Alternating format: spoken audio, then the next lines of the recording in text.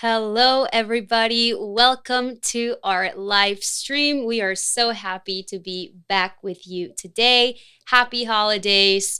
And I am here with Francisco. Hello, everyone. It's nice to be back. I was here last week and the week before that, and I'm ready to do another session, another chat with you, Laura, to hopefully share some value and hopefully provide you with some insights that whether you're a parent, whether you're a student, you learn a thing or two about the college application process and how it can benefit your child, how it can benefit you if you're the student, and yeah. Hopefully everything is we provide building blocks that will make the prettier building. Exactly, yeah.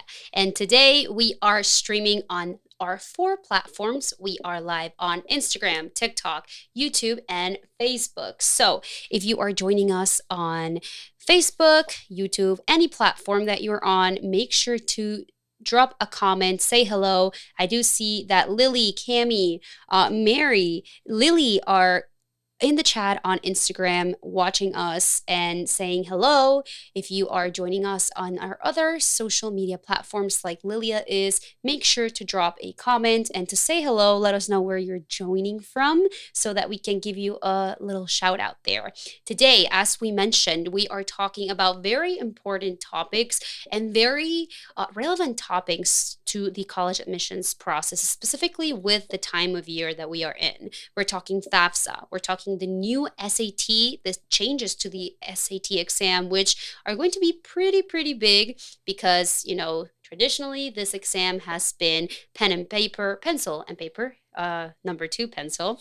And there are some changes coming to this form starting the new year. So make sure that you are tuned in for that. And we'll also be sharing some scholarship tips for you all. So make sure to stick around and to be on, be proactive in the chat. We love when these live streams are super interactive, when people are commenting. David is in the chat on Instagram, Facebook, YouTube, TikTok, making sure that if we don't get to answer one of your questions, he might answer them. So if you do ask a question and we don't get to it, we will get to answer your questions as we go along and by at the end mostly of the live stream, of the presentation, or of the show, because this is a talk show. Make sure that you check the comment section. So the only place or platform where we might not read your questions, it's TikTok over there. We have a camera across the room that is live streaming TikTok. It's a little bit too far away for us to read. However, do keep an eye out for David in the chat to be taking care of that. However, again, Facebook, YouTube, Instagram will be monitoring and will be interacting with you. And yeah, as Laura said, similar to how people make New Year's resolutions every year. For example, mine is going to be to run a marathon, which I'm not a runner. So that'll be almost a religious experience. But it seems as though the college application process set out on a similar journey to change a lot of things and then incorporate a bunch of different components to their new year. Again, between the FAFSA, between the SAT or ACT, they already made some changes to the CSS profile. So yeah, the college admissions process is going to look very different in 2024 than it did in previous years. And hopefully by watching this, interacting, asking your questions, you get to learn a thing or two about what these changes are going to be and how you can capitalize on them. Correct. So why don't we go ahead and talk a little bit more of today's topics, the show's topics. And I know that we've discussed the changes to the FAFSA and how important the FAFSA is. Maybe you've watched our past few live streams, or maybe you have been around watching our content, but we just want to share it because we do get people who are new to our channel, new to our TikTok, Instagram, YouTube, Facebook, whatever it is, that have no clue or know nothing about this. So it's important to kind of like go over these things again and cover them so everybody's on the same page. So if you don't know, the FAFSA for the 2024-2025 school cycle, so this year's FAFSA form, which seniors in high school and students who are currently in college who are going to be going back to college next year, they need to renew that form because yes, the FAFSA does need to be renewed every year. These students have to fill out a different form. And this is the FAFSA 2024-2025. And there are some big changes to this form. This form in the past has opened not in December, not this late in the school year. It usually opens by October 1st. But this year, the FAFSA will be opening on by December 31st, according to the FAFSA's official website. So this is like within itself, it's such a big change because everybody, there are students who apply early action, early decision, and they want to and should be getting that form in, as soon as they apply. Early action, early decision is an application that the deadline is usually in October or November. Students apply early. And there are some rules and stuff when it comes to that we can discuss in another live stream.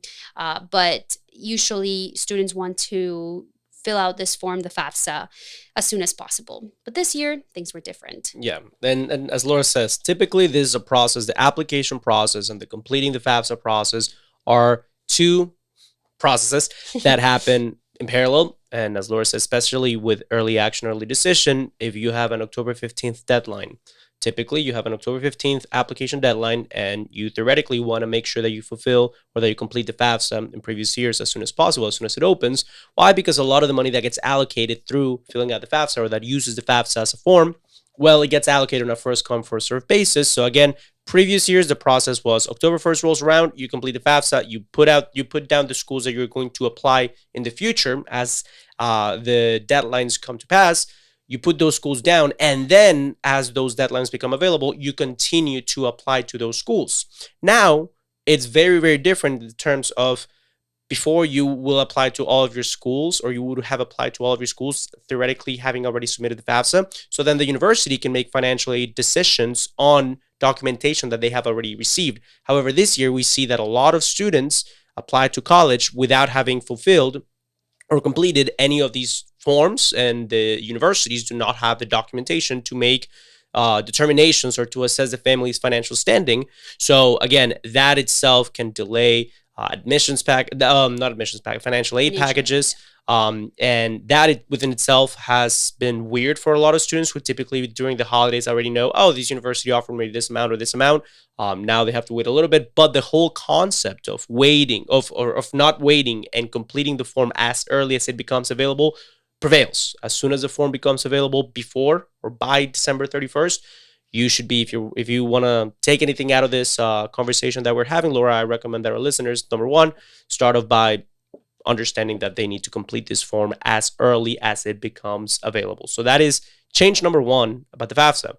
Another big significant change is the methodology, is the algorithm, the calculation through which the form assesses financial needs. So the form, free application for federal student aid, is used. It's not a loan, it's not a grant, it's not a scholarship, but rather a form that takes information from the family's finances and then through an algorithm that in the past took information like, okay, everything on your tax returns, and then you take a look at how many students are in college at the same time and XYZ. It calculates, or used to calculate something called this, the student aid index. Sorry, it used to calculate the estimated family contribution, the EFC number, and now it calculates for something called the student aid index. The name is irrelevant. The whole concept is that it's a number that assesses the family's financial makeup. But now the calculation is more kind of like when you go to your insurance marketplace, or it's something that is derived of the federal poverty line. So that is a big change from previous years. So you can actually go into the studentaid.gov website and you can see some of the previous releases, look at the federal poverty line and how much you make, and see whether you qualify for a partial or a total Pell Grant. It's super, super interesting if you want to check out or calculate how much you'd be able to receive. But to keep it simple, to not get too technical, the calculation through which or by which students are able to determine or display their family's financial standings is a little bit different this year than in previous years. So that is a big change on top of the date change that we already discussed. So those are two big changes that we wanted to start off with. Yes, and I do want to let my Best College Aid members, if we have anyone watching who is a member of Best College Aid, we do have currently a FAFSA 2025 demo. And we will be doing another one, which is going to be coming from us, a step-by-step tutorial on how to fill out this new form. So I just want to let everyone know that is already a member of Best College Aid that is available. And if you have any questions, remember you have access to Francisco and I's emails and our private group where you can ask any FAFSA related questions. Now, I do want to address Francisco, you've been sharing a lot of important information and changes, but I do want to address the Milo Lou says, what if you're already in college and filling out your first FAFSA? Yes, if you're in college, you should still fill out the FAFSA. This is a form that is renewed every year. That it's filled out for the first time when the student is a senior in high school and plans to attend college the next year, and it should be renewed every year until a student graduates from college. So if you're currently in college, maybe you've never filled it out before for, whatever the reason may be, but if you do qualify, if you're a citizen, a resident of the United States, or one of the eligible non-US citizens who are allowed to fill out this form or who qualify for this form, we do recommend you should be filling out this form because it is not only do colleges and universities, does the federal government use it to award federal aid, but a lot of colleges and universities use it to award need and merit-based scholarships. Some private scholarship programs use this form. A lot of state aid programs, state scholarships require the FAFSA, and so institutional, state, definitely the federal government to award or to receive federal aid, and state scholarships. So some state scholarships. So it's important to be filling out this form and to renew it every year, and to be aware of the changes that are the biggest changes, which Francisco already discussed. How the information is assessed, the student aid index, how to acquire that, what are they looking for, the opening date, which is this Sunday, is it the 31st? Yes. Yeah, so they've been kind of vague on this specific date. When they announced it, they said sometime in December, and then a couple of weeks ago they said, okay, by December 31st. They didn't say specific date. It could be December 31st. It could be before. But what we know is before 2024 rolls around, you will have a form that is able to be completed and that you should be completing. Okay. And as Laura said, the test as to whether or not you or your students should be filling out the FAFSA is basically, am I going to be in college next year? Or for the FAFSA, the school year that is that you're filling it out for. In this case, it would be the 2024-2025 school year cycle. Well, that would be next year. So if you're a senior in high school, that would apply for you for your first FAFSA. And typically the order goes from senior year, freshman, sophomore, and junior year of college. Those are the 4 years that you fill it out because they will cover you all 4 years of your college education, right? Yes. And I do see there's some members of Best College Aid in Facebook. Remember, we will, like I already said it, but we will have a step-by-step tutorial. We already have a demo, but we will be uploading one as soon as it's available. And we already have the CSS tutorial, CSS profile tutorial that you recorded, Fran, a few months back. And speaking of Best College Aid, we do want to go over a change that is coming up. So if you want to share that big change that's happening, just so you are all aware while we have you here. Yes. So historically, Best College Aid, the way that we've operated for the people who want to get access not only to the video tutorials and the 4-year plan and the guide that tells you exactly what you should be doing every month of every year that you're in college. Historically, again, we've been operating under to get those benefits, that plus the SAT, ACT study materials, plus discount to Dell Technologies and the RIA, so the crash course books and prep materials for end of year exams and standardized tests and all that stuff, everything that's included in the membership. We have been operating under a one-time payment. Our price is $997 historically. Right now, we are having a 50% off sale to leave the final price for the same advising and education and information that my parents and many other parents who hire private college counselors pay thousands, $10,000 for. We typically charge it for $997, and now we're having a 50% off special for $497. However, starting in 2024, because we want to be able to have the resources, the capacity to be able to provide to our members. Okay, you have a question, we maintain our policy of 24 hours to respond to all of your inquiries, whether it's through the private Facebook group, the chat inside our platform, whether it is through our personal emails, to have the infrastructure to be doing that and to continue to provide the same level of support. We will be changing from a one-time payment to a subscription-based model that you pay one time and then every year it renews, and that will allow us to again have the resources and the infrastructure to maintain the same quality service as we keep growing. However, from now until the 31st, we will maintain the one-time payment, and it's a lifetime membership that will cover all of the students in the household and the parents for their questions and anything that they need service with or they need support with. So one of the first things that happens when you join is you fill out a contact information survey, put information from everyone in the household, the students and the parents, and they all get access to all of the benefits, all the support for life. And that will be the case from now until the 31st. And if you join after that, it would be under the new payment subscription-based model. Okay, so I just wanted to remind you all to take advantage not only of the one-time payment, but the 50% off. So instead of $997, $497, and that is the one payment that you have to make, and it will cover everyone for life before we move to the subscription annual-based model next year.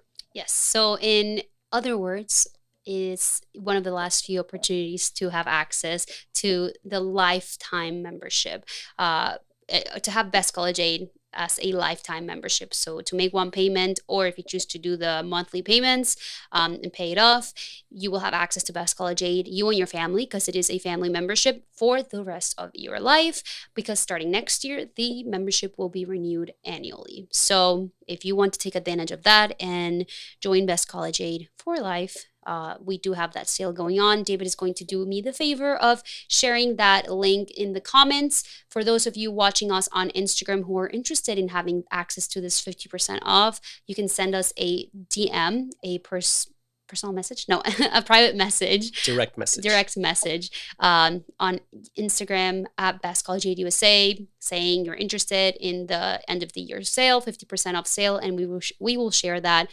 discount with you. Alrighty, guys, just wanted to clarify that. Now, Fran, I do want to talk about, and I do want to share our next topic of conversation in the spirit of it being the end of the year. And there's a lot of things that are happening, and a lot of things that are going to be changing, not only the FAFSA. The FAFSA is just one thing. There's going to be something different in the world of college admissions, and that is the SAT, the standardized tests, SAT. There's the SAT and there's the ACT. Starting in 2024, usually, historically, this test has been pen and paper. Not pen, pencil, number 2 pencil.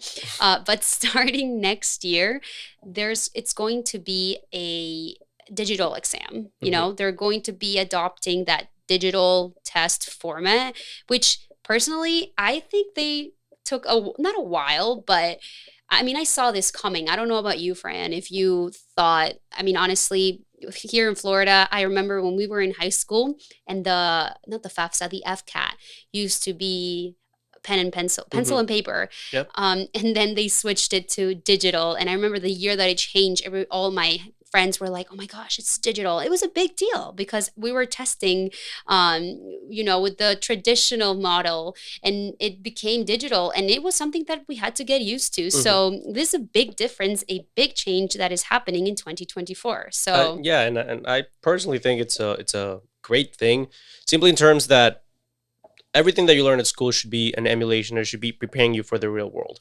And it's no secret that everything from the way that businesses operate, the healthcare industry, pretty much anything that you can think of is pivoting towards having a digital presence and a prevalent digital presence, rather than, you don't file your taxes with pen and paper. You don't go, and nowadays you go to the hospital, you go to the ER, you don't fill out or at least the times that I have gone lately, it's increasingly prevalent that they give you an iPad for you to fill everything out, or you log in through your phone. So in the capacity in which school can prepare you for what you will be going through throughout real world and real life, I think that's a great change. Not to mention that if these standardized test scores are supposed to be an assessment that checks your readiness for college. And when you go to college, I mean, recently for us, when we were graduating, especially after COVID-19, classes went online, test Mhm. taking went online.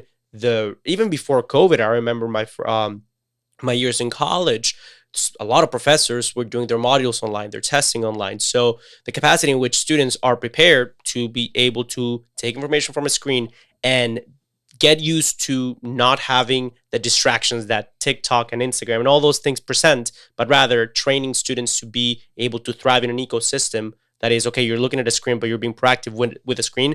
I think that's great because it prepares a student to be proactive and to be able to succeed in college and then beyond if done properly. But the important thing there is not to say, okay, well, that's great. Well, we're going to take the test on a computer or a tablet and that's it. But rather, you have to prepare for it. You Yeah. have to emulate testing conditions. That's something that we teach inside Best College Aid. Traditionally, historically, inside Best College Aid, our members get access to study materials, complementary study materials for both the SAT or ACT. And for many years, all of the materials that we give our students for Best College Aid have been digital, have been sent to them via Kindle. Back in the day, we used to do ACT Test Prep Plus or the ACT online portal. Now we go with the Kindle Test Prep Plus. But everything that they get is digital, and it's again trying to emulate those realistic testing conditions. So the more that you can get closer to the real thing and prepare for it, the best equipped you're going to be to take that. Yes. And yeah, I mean, you're mentioning that we've always wanted to provide our students with the resources.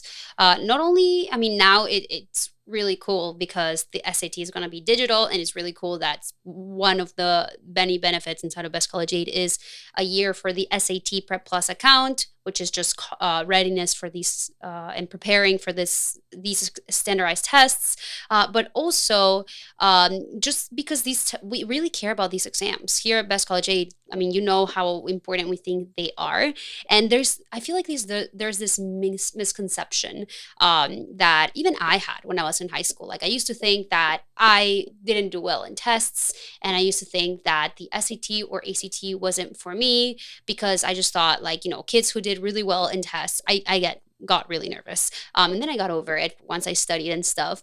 But, I used to think that only kids who were, super smart were doing well on those tests. But a lot of these exams, I mean, both of these exams and the questions that you see on the SAT and the ACT, they're skill based. And there are ways to learn how to answer these questions, how to prepare to answer some of the math questions, some of the reading and comprehension questions. That doesn't require, I don't know, being a good tester. It requires practicing. It requires really preparing for how to read, how to analyze, how to attack the question from an angle. And, the SAT Prep Plus accounts all like teach students all of that. And yeah, like it's important. And if you're a student or a parent watching this, I know that a lot of colleges now, and I will get that comment that a lot of colleges and universities are test optional, and they are after Mhm. COVID, and even before COVID, they were starting to be test optional. But don't rule out the SAT or ACT. We think that it's important to always try to prepare, try to do well, try to just, understand how to analyze these questions, use the resources. There's a bunch of resources. If you're a member of Best College Aid, use those resources that we provide for you, and just really prepare for these exams. Try to understand how to answer these questions, because a good exam, I always use this to explain to students. Imagine that you're applying to a school, right? And you're applying to a school that's test optional. And there's a student who is has the same, GPA, practices maybe a sport. You do football, they do basketball. You both are in NHS, so your academic resume is very, very similar. Your essay is both fantastic. You both write an amazing essay, but you don't submit your SAT or ACT score because you just didn't want to. You never took it for whatever reason, and the other student did take the exam, try to do well. Who do you think the college admissions officer is going to admit if that academic profile is very, similar? Of course, there's other factors that come in, but having those good standardized test results will definitely be helpful when it comes down to that, because there are so many people who apply to college. Yeah. Um, There's especially since optional applications became increasingly optional. There's studies you can go on Google and look at the University of Virginia. You can look Notre Dame, and you can look at recent admission statistics and how students at test optional schools, those two that I mentioned come off the top of my head, because I just read about them. How admission statistics for students with fairly similar application statistics mhm. are twice as favorable towards students who submit good competitive scores than those students who submit a competitive application but with no test scores. So obviously, evidently, every school is going to be different. But as you said, don't rule out the importance of a good competitive score, because it could be the difference maker. Mhm. And just to finish up on your point, and this could be a completely different conversation. Maybe we can turn it into a podcast, or talk about it more. But you mentioned something that is very important, and that is the whole element of having a growth mindset. A lot of people are set in their notions of, I'm not good at this, I can't do this, I can't do that. And that's perfectly fine. It's human nature to have these doubts and beliefs. However, ask anyone who's learned to play an instrument, ask anyone who's learned a new language, ask anyone who's learned anything. They didn't know it before they learned it. And I'm a firm believer that we are machines. We are more less than machines, as mammals who evolved from monkeys and whatnot. We are very susceptible to repetition and repetition and repetition, and then until it becomes, those neural pathways become very lubricated, the myelin, and then you can just do things in your sleep. That's how people learn habits. That's how people learn to do new skills. So I think that with the SAT or ACT, as you mentioned, they're very repetition based. The amount of questions, or the type of questions that you'll see, will typically be very, very similar. They'll have different numbers, they'll have different conjugations for the reading and writing, but at the end of the day, they're going to be very, very, very similar in terms of what they're asking. And if you prepared enough and if you did enough practice, then it will just be like reading it'll be like doing the same math problem that you did yesterday, that you remember exactly how to approach it, you remember exactly where to move the number, the exponent, whatever. You just have to do it over and over and over again. So I just want to finish up in that point. If you want to move us to the next point. Yes. We're having fun here. This is really fun, like working with your siblings. I feel like it's I was talking to Francisco the other day when we started doing these shows, and we're moving towards more like a podcast. Sometimes I'm like, wait, I can't look at you because I'm gonna laugh. We are siblings, in case you can't tell that we look very similar to each other. I'll put Francisco and then I'll put my face, and we are very, very, very similar Oh yeah, looking. we're one and the same, basically. So yeah, no, that's really important, and I really do want it to, because we are talking about the changes to this form, I mean this exam, the SAT. And I'm not I wouldn't be shocked if the ACT is going to have some changes soon, because they're very similar exams. They're not super similar. They're not like Laura and me. Exactly. Exactly. Twins. But these exams, obviously, another thing that I wanted to share, and I mean say about them, is a lot of people think that they have to study for both of them, they have to take both exams, and like just do well on both. Even though they're used for basically the same reason. um, we recommend students choose the test that they perform better in, and just stick with that one, and try to practice, study for it, and try to do well in it. So that's I guess another free tip that I wanted to share regarding these standardized tests. So SAT. Take both as a baseline, whether it's a practice one or the real deal. Go ahead and give each one of them an attempt. If you are a critical thinker that can do the science, which is not necessarily super science based, it's more, again, critical thinking. If you do that for the ACT and you happen to excel at it, and then you look at the chart that compares the percentiles, your score with the national percentile, and you see that in one you are significantly ranked better than the other, then boom, you know that for the rest of your time you should focus on studying for that one and increasing the percentile, the top percentile that you're at. So that should be your baby. Go ahead and study for that one for the next few years. And that's what we've seen throughout the years, and the thousands of students that we've helped in Best College Aid. That's what we've seen yields the best results. Alrighty, so that was the second topic, the changes to the we already talked new year, new FAFSA, new SAT, and now let's share some new scholarship opportunities, things that are changing, and ways that students can win more scholarships this new year, 2024, which is crazy to me that we're starting a new year. I feel like the year just started, but nope, we're about to start the 2024, which is crazy. But 2024 is starting. This is the last week of 2023.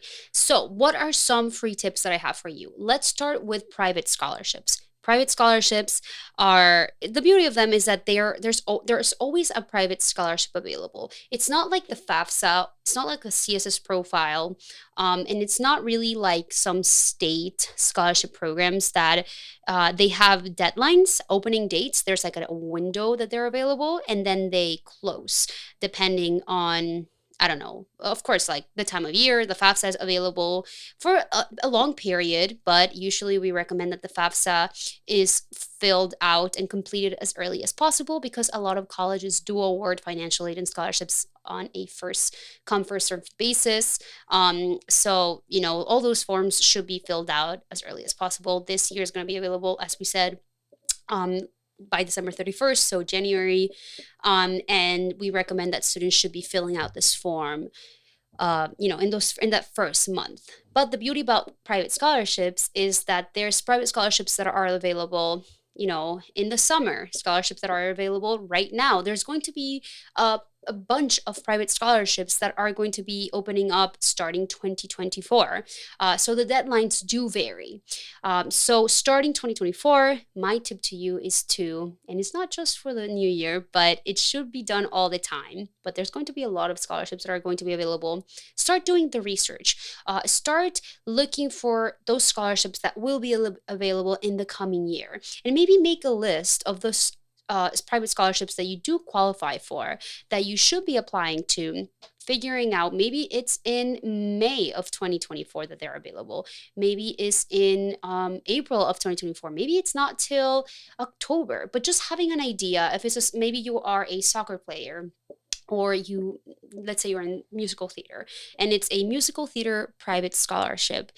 Make sure that you have an idea of when it opens. And if you do qualify based on maybe your nationality, maybe your age, maybe you have to be a senior, maybe it's available for students who are in middle school and who are in ninth grade. So making sure that you know all those things and start applying for those scholarships, start creating a plan to apply for private scholarships, because there's like $7 billion. What's the number for private scholarship available? Yeah, there's a lot.